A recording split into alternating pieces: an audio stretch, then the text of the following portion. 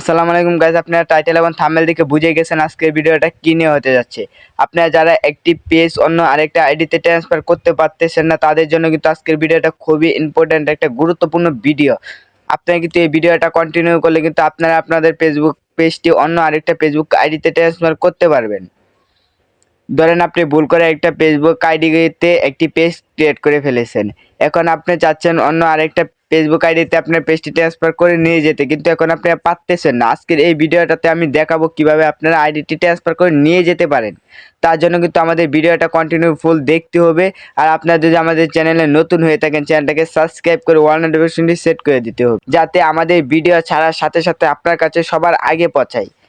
চলেন এবার মোবাইল স্ক্রিনে যাওয়া যাক। আপনারা ফেসবুকে ঢোকার পরে সরাসরি প্রোফাইলে চাপ দিবেন। প্রোফাইলে চাপ দেওয়ার পরে দেখতে পাচ্ছেন একটি ড্যাশবোর্ড এসেছে, ড্যাশবোর্ডে চাপ দিবেন। ড্যাশবোর্ডে চাপ দেওয়ার পর একটু নিচে স্ক্রল করে যাবেন। নিচে স্ক্রল করে যাওয়ার পর উপরে দেখুন সব দেখুন আছে, এখানে চাপ দিবেন। এখানে চাপ দেওয়ার পরে আপনার একটু নিচে স্ক্রল করে যাবেন। নিচে স্ক্রল করে যাওয়ার পরে পেজ অ্যাক্সেস নামে একটা অপশন আছে, এখানে চাপ দিবেন। তারপর নতুন যোগ করুন, এখানে চাপ দিবেন। তারপর পরবর্তীতে চাপ দিবেন। পরবর্তীতে চাপ দেওয়ার পর আপনি যে ফেসবুকে আইডিটি নিতে যাচ্ছেন সেই ফেসবুকের নামটা এখানে লিখে দিবেন। তারপর অ্যালাউ দিয়ে দিবেন। অ্যালাউ দেওয়ার পরে অ্যাক্সেস দিন, এখানে চাপ দিবেন। তারপর আপনাদের ফেসবুকের পাসওয়ার্ডটা এখানে দিয়ে দিলেই কিন্তু আইডিটি ট্রান্সফার হয়ে যাবে।